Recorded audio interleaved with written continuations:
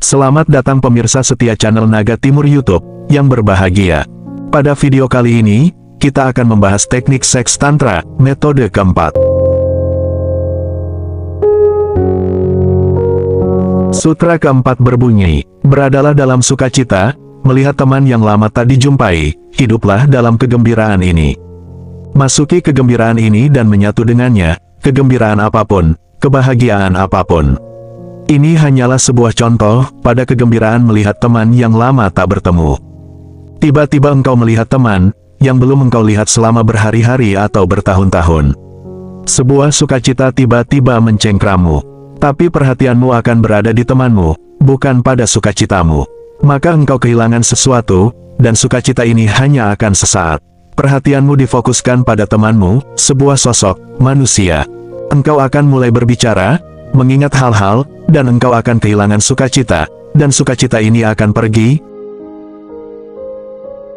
Ketika engkau melihat seorang teman, dan tiba-tiba merasakan sukacita, yang timbul di dalam hatimu, berkonsentrasilah pada sukacita ini. Rasakan dan menjadi itu. Dan bertemu teman, ketika sedang sadar dan penuh dengan sukacitamu. Biarkan teman hanya ada di pinggiran, di luar, dan engkau tetap terpusat di perasaanmu. Engkau fokus pada kebahagiaan dalam hatimu, bukan pada sosok temanmu. Lupakan sosok. Hal ini dapat dilakukan dalam banyak situasi lainnya. Matahari terbit, dan tiba-tiba engkau merasakan sesuatu yang meningkat di dalam dirimu. Kemudian lupakan matahari, biarkan matahari tetap di luar, di pinggir. Engkau akan terpusatkan dalam perasaanmu sendiri, dari meningkatnya energi. Pada saat engkau melihat perasaan itu, ia akan menyebar. Sukacita ini akan menjadi seluruh tubuhmu, seluruh dirimu. Dan jangan hanya menjadi pengamat dari sukacita itu, bergabunglah ke dalamnya. Ada sangat sedikit momen-momen ketika engkau merasa gembira, bahagia, penuh sukacita, tetapi engkau terus melewatkan momen-momen, karena engkau menjadi berpusat pada objek. Setiap kali ada sukacita, engkau merasa bahwa itu datang dari luar. Engkau telah bertemu dengan seorang teman, tentu saja, tampak bahwa sukacita yang datang dari temanmu, dari melihat dia. Itu bukan kasus aktual, sukacita selalu dalam dirimu. Teman itu baru saja menjadi situasi pendukung. Teman telah membantunya untuk keluar. Telah membantumu untuk melihat bahwa itu ada sukacita dalam dirimu. Dan ini bukan hanya dengan sukacita, tetapi dengan segala sesuatu, kemarahan, kesedihan, dengan penderitaan, dengan kebahagiaan, dengan segala sesuatu, begitu. Orang lain hanya situasi, di mana hal-hal yang tersembunyi di dalam dirimu diekspresikan. Mereka bukan penyebab, mereka tidak menyebabkan sesuatu dalam dirimu. Apapun yang terjadi, itu terjadi padamu. Semua itu selalu ada di sana, hanya pertemuan dengan teman ini, yang telah menjadi situasi, di mana apapun yang tersembunyi, menjadi keluar di tempat terbuka. Sumber-sumber tersembunyi itu telah menjadi jelas, nyata. Setiap kali ini terjadi, tetaplah terpusat di perasaan batin. Dan kemudian engkau akan memiliki sikap yang berbeda, tentang segala sesuatu di dalam hidup. Bahkan dengan emosi negatif, lakukan hal ini. Ketika engkau marah, jangan berpusat pada orang yang telah menimbulkan hal itu. Biarkan dia berada di pinggiran. Engkau hanya menjadi kemarahan. Rasakan amarah dalam totalitasnya, mungkinkan hal itu untuk terjadi di dalam. Jangan merasionalisasi, jangan mengatakan bahwa orang ini telah menciptakannya. Jangan menghukum orang itu, dia baru saja menjadi situasi atau penyebab. Dan merasa bersyukur kepadanya, bahwa ia telah membantu sesuatu yang tersembunyi untuk terbuka, dan keluar. Dia telah memukulmu di suatu tempat, dan luka itu ada tersembunyi di sana.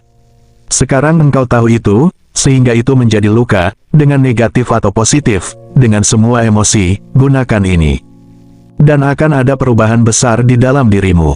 Jika emosi itu negatif, engkau akan dibebaskan dari hal itu, dengan menyadari bahwa itu ada di dalam dirimu. Jika emosi positif, engkau akan menjadi emosi itu sendiri. Jika itu adalah kegembiraan, engkau akan menjadi kegembiraan. Jika itu adalah kemarahan, kemarahan itu akan menguap, dan ini adalah perbedaan antara emosi negatif dan positif. Jika engkau menyadari emosi tertentu, dan dengan engkau menyadarinya, emosi itu menjadi menguap dan lenyap, itu adalah negatif. Jika dengan engkau menyadari emosi tertentu, engkau kemudian menjadi emosi itu, jika emosi kemudian menyebar dan menjadi dirimu, berarti itu adalah positif. Kesadaran bekerja secara berbeda dalam kedua kasus. Jika itu adalah emosi beracun, engkau dibebaskan dari emosi beracun itu melalui kesadaran. Jika itu adalah emosi yang baik, bahagia, gembira, engkau menjadi satu dengan itu. Kesadaran memperdalamnya. Jadi bagiku ini adalah kriteria. Jika ada yang diperdalam oleh kesadaranmu, itu adalah sesuatu yang baik. Jika ada sesuatu yang dihancurkan melalui kesadaran, itu adalah sesuatu yang buruk.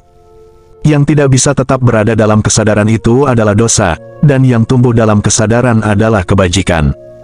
Kebajikan dan dosa bukan merupakan konsep sosial, keduanya adalah realisasi batin. Gunakan kesadaranmu. Hal ini sama seperti jika ada kegelapan dan engkau membawa cahaya, kegelapan tidak akan ada lagi di sana.